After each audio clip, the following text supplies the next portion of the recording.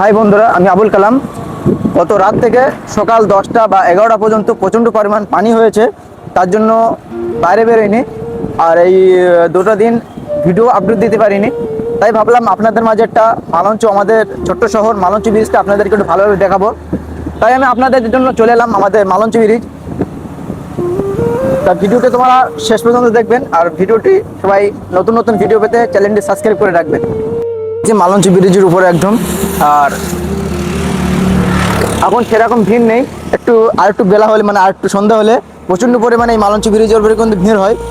অনেকেই আসে একটু ঠান্ডা, মানে ওই টাইম সময় কাটাতে আসে বেশিরভাগটাই। মানে এখনকার ওয়েদারটা দেখো কত সুন্দর, ঠান্ডা ওয়েদার, না রোদ আছে, শিশির একটা হাওয়া, মানে এটা মানুষের খুব ভালো লাগে। আর মালঞ্চ ব্রিজ বলতে গেলে একটা আবেগ, মানে স্বপ্নর মতন আমাদের এই আশপাশে গ্রামের থেকে ভালো লাগে। আর এখন অনেকদিন পর ভাই মালঞ্চ এসছে, অনেকদিন পর।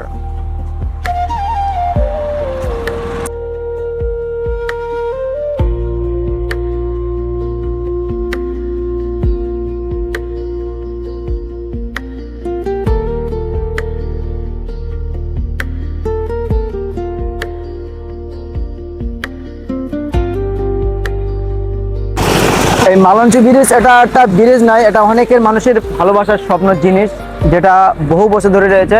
আমার তো বছর ধরে, আমার এই বয়স প্রায় 22 বছর। আমি জ্ঞান হওয়ার পর এসে দেখছি এই ব্রিজটা হয়ে রয়েছে। তোমাদেরকে আরেকটা জিনিস দেখাই, এই ব্রিজের নিচে দেখো, এই ব্রিজের নিচে প্রচুর মানুষ কিন্তু বসবাস করে, গরিব অসহায়, তারা বসবাস করে এখানে অনেক বছর ধরে। আর এখান থেকে কিছুটা দূর গেলে মালঞ্চ, আমাদের মালঞ্চ বাজারটা পাবে, একদম পুরো বড় একটা বাজার।